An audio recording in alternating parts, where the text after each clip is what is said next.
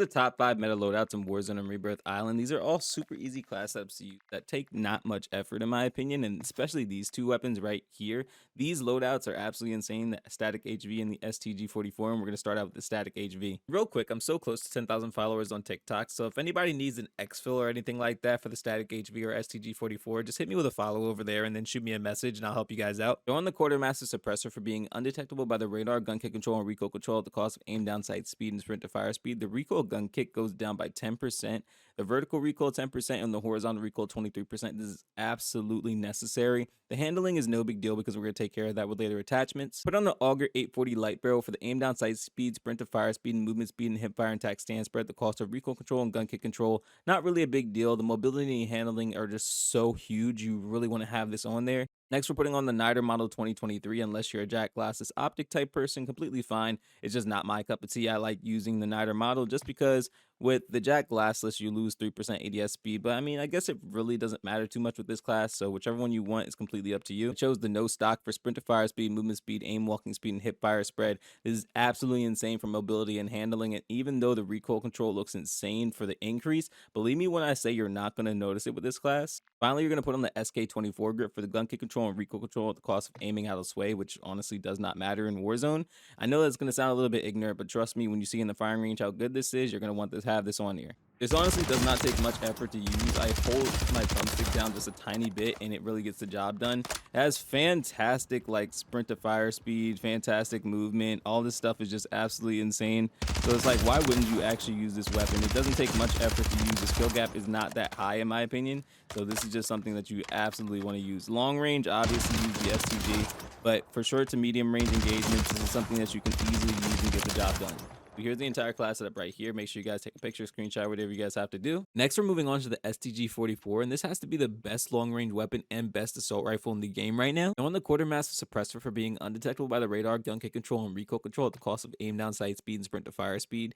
The reduction really isn't that serious, but the increase in recoil control for recoil gun kick and vertical recoil 10% and horizontal recoil 23% are just so massive that you can't really pick anything else. Plus, you stay off the minimap. But on the Heinrichter C70 long barrel for the bullet velocity and range and aiming out of sway, the things that you lose aren't really important just because you're not using this as an SMG.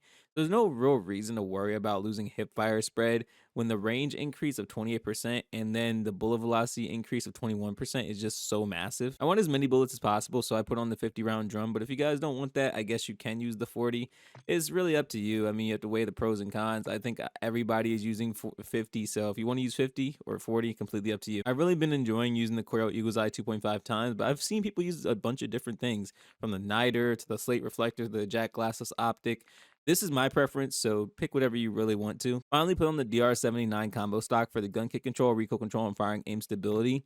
The cons, once again, don't really matter in my opinion. I think the recoil control increase for recoil gun kick 21% and horizontal and vertical 11% are just so massive that you cannot ignore this. When you go into the firing range, you realize just how broken this weapon is. It doesn't take any effort to actually use this gun. I'm barely holding my thumbstick down, and I have an 82% accuracy, which is absolutely beautiful. At basically every single range, this is just the ideal weapon to use. So here's the entire build right here. Make sure you take a picture, screenshot, or whatever you guys have to do, because this is what you're going to lose to if you're not using this class setup. The heaviest hitter in the game right now for SMGs are the WSP9. This thing is absolutely beautiful, and in my opinion, this is the best class setup for it. They're on the quartermaster suppressor for being undetectable by the radar, gun kick control, and recoil control at the cost of aim down, sight speed, and sprint to fire speed. Like I said before, it's just so great. The 10% increase of recoil gun kick and vertical recoil, and the 23% for horizontal recoil. The handling and sprint to fire speeds, ADS speed, it's not really a big deal because we're going to take care of that later on this the class setup. Put on the Brune heavy support grip for gun kick control, aiming out of sway, horizontal recoil, and firing aim stability at the cost of aim down, sight speed, and vertical recoil. Now, this is so huge. This is the best choice overall. I went through every single one of them, and this helps the most. But on the 40 round mag, you do not need 50 in this scenario just because this is not a super fast gun. It's more so about the damage. And if you put on 50, 10 more bullets just has too many cons in my opinion. So if you guys don't really mind the cons, then cool, but I think that there are too many cons for my liking. So 40 is perfect for me. Now we're putting on no stock for sprint to fire speed, movement speed, aim, walking speed, and aim down sight speed. This is so huge. The mobility and handling increase are just massive. And even though it looks like a massive increase in recoil control, you're going to see that's not a big deal. Finally, we put on the Marauder grip for gun kick control, firing aim stability, and recoil control at the cost of aiming idle sway. This helps with 10% recoil gun kick and 7% for horizontal and vertical recoil control. Thing is super easy to use. Like, it does not take much effort, and it just hits so heavily that I would be surprised if people don't have this, just even just as a backup if you want to try something different than the static, because the damage per bullet is just so dangerous. Here's the entire class setup, by the way. But if you guys just look at the damage per bullet, headshot is 54 and upper torso is 46. Every single body part is basically insanely powerful.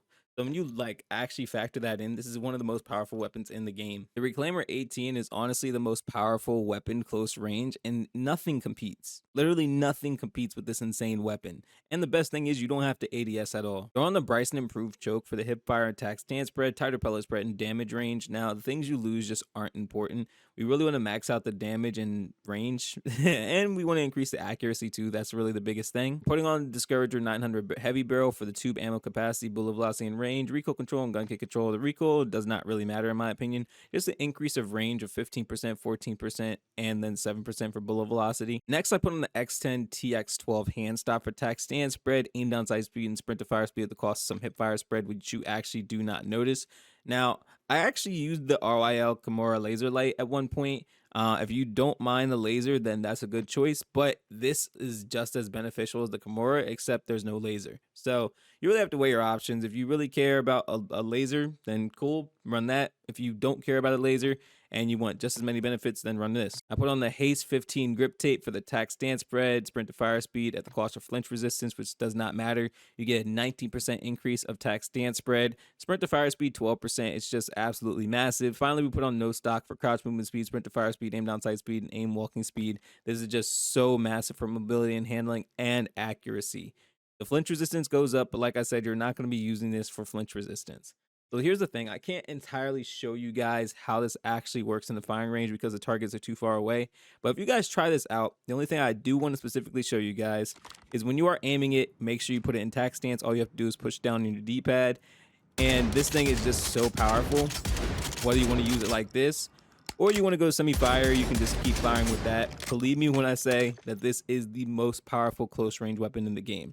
In fact, I think it's better than the static or any other weapon you put up against it. Finally, for everyone that loves the Superi 46, you guys know I had to cover that for you guys. Put on the Quartermaster Suppressor for being undetectable by the radar, gun kick control, and recoil control at the cost of aim down sight speed and sprint to fire speed.